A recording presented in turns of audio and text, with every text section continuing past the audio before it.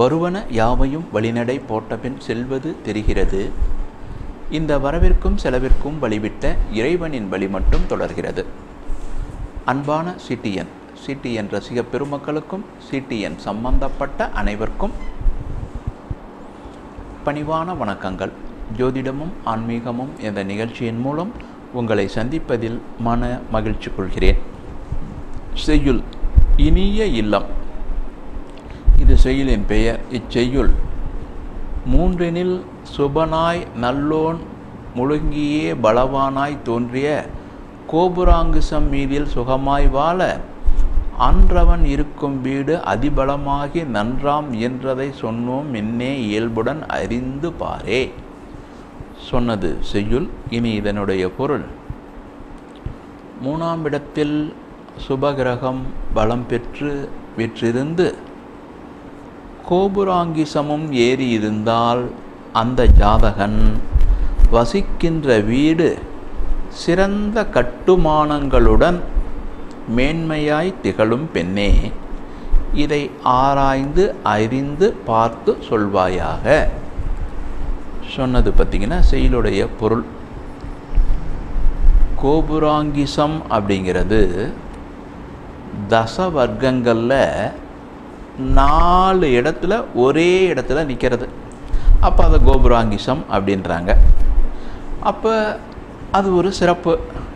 4ஆம் இடம் பலு பெறணும் அப்படின்னா 3ஆம் இடத்தின் சம்பந்தமும் ஒரு வகை நல்லா இருக்கணும்.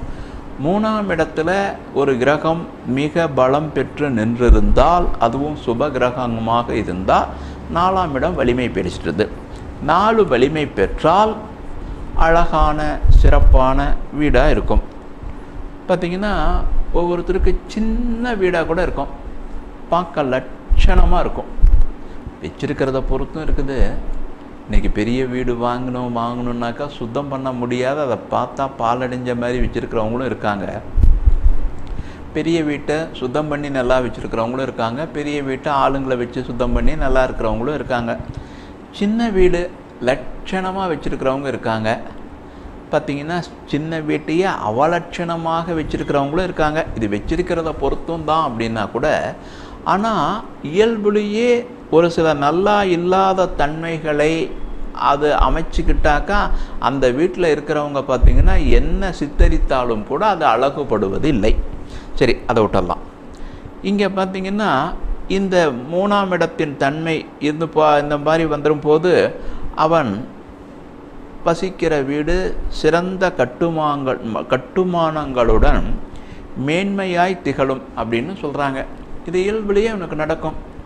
இவன் ஏதாச்சும் ஒரு சூழல், இவனுடைய பட்ஜெட்டு ஒரு நடுத்தரம், கட்டுறவங்களை இது பண்ணும்போது, அண்ணா இந்த இதெல்லாம் இதை வாங்கி போடலாண்ணா, இல்லை அதெல்லாம் ரேட் ஜாஸ்தியாகும், ஏன் லாபத்தில் கூட கொஞ்சம் குறைச்சிக்கிறேன், நீங்கள் வாங்கி போடுங்க, அது உங்களுக்கு நல்லா இருக்குண்ணா அப்படின்னு சொல்லி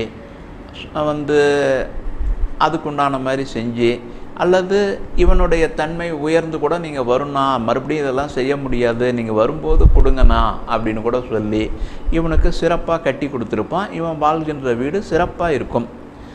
இப்போ இது இவனுக்கு எப்படி கிடைக்குது அப்படின்னா, இவன் முன்ஜென்மத்தில் இப்போ இவன் பெற்ற நன்மையை போலே யாராச்சும் கட்டுறாங்கன்னா, என்னப்பா இந்த மாதிரி கம்பி தான் வாங்கியிருக்கிற, இந்த தான் இருக்கு, இல்லைங்க எனக்கு அவ்வளோதாங்க முடியும், இல்லைல்ல அது இல்லை வேணும் இல்லையா, மறுபடியும் நீங்கள் ஒரு 30-40 வருஷத்துக்கு அதில் வாழணும் இல்லையா, இந்த கம்பியெல்லாம் சப்போர்ட் பண்ணாது, திருப்பி கொடுத்துட்டு அந்த கம்பி வாங்குங்க, இல்லைன்னா முடியாதுண்ணா, நான் சொல்கிறேன் அந்த கடைக்காரங்க எனக்கு தெரிஞ்சவங்க தான், உங்களுக்கு நான் ரேட் பார்த்து போட்டு தர சொல்கிறேன், இல்லைன்னா முடியாதுண்ணா, சரியா விடியா, நான் தான் உனக்கு பணம் தரேன், நீ மாற்றிக்கையா, நீ முடிஞ்சால் கொடு, முடியலன்னா விடு, ஒன்றும் பிரச்சனை இல்லை, நீ கட்டு. அதே போல் கட்டி கொடுக்குறவங்கள இந்த வீடு சம்மந்தப்பட்டதெல்லாம் இவங்களுக்கு அந்த அளவுக்கு தெரியாது, நீங்கள் சொல்லலாம்ல, நீங்கள் சொன்னா அவங்களுக்கு பணம் ரைட்டு, அதெல்லாம் விடு. இப்போ எதுனாலும் சிறப்பாக செய்யணும். அவங்க ஏதாச்சும் சொன்னால் கூட என்கிட்ட சொல்லுங்கள். வீடு அருமையாக இருக்கணும், உள்ளார போடுற பொருட்கள் நல்லதாக இருக்கணும், குவாலிட்டியாக இருக்கணும், இதுக்கு இந்த மாதிரி தான் போடணும், என்னை நீ செஞ்சு தான் செய்யணும் அப்படின்னு சொல்லி முழுக்க கட்டிக்கிறவங்களுக்கு சப்போர்ட் பண்ணி அதில் ஏதாச்சும் தேவைப்பட்டால் இவன் கொடுத்து அதை உதவி அவங்களுடைய வீட்டை சிறப்பித்து கொடுத்துருப்பான். இதை பார்த்த வேறவங்க யாராச்சும் கட்டினா, அண்ணா எனக்கு அப்படி கொஞ்சம் நீங்கள் சொல்லுங்கண்ணா, செய்யுங்கண்ணா, சரிப்பா செஞ்சிடலாம்ப்பா, ஒன்றும் அதனால் நீ நல்லா வீடு கட்டிக்க, உனக்கு நான் ஏற்பாடு பண்ணுறேன் அப்படின்னு மாச்சரியமே இல்லாமல் ஒருவரல்ல இருவரல்ல பலருக்கு செய்து கொடுத்துருப்பான். இந்த வாட்டி இவனுக்கு அமையுது. அப்போ என்னென்னா இது நல்ல விஷயம் தானே. அப்போ இதெல்லாம் பிறப்பையிலே தெரிஞ்சுக்கிட்டு இதற்குண்டான ஸ்தலங்கள் 3ஆம் இடத்தில் யார் பலம் பெற்று நிற்கிறாங்களோ அவருடைய பிரத்யேக ஸ்தலம், 3 பிரத்யேக ஸ்தலங்களும் செல்ல செல்ல இவனது விஷயங்கள் இவனுக்கு சிறப்பாக மாறி நல்லபடியாக இருந்து நலன்களை பெற்றுத்தர வாய்ப்புகளை கொடுக்கும். மேலும் குலதெய்வத்தையும் நல்லா கும்பிடும்போது இவனுடைய தன்மை மேலோங்கும், நன்மையை பார்க்கலாம், சிறப்புகளை பெற்றிடலாம்.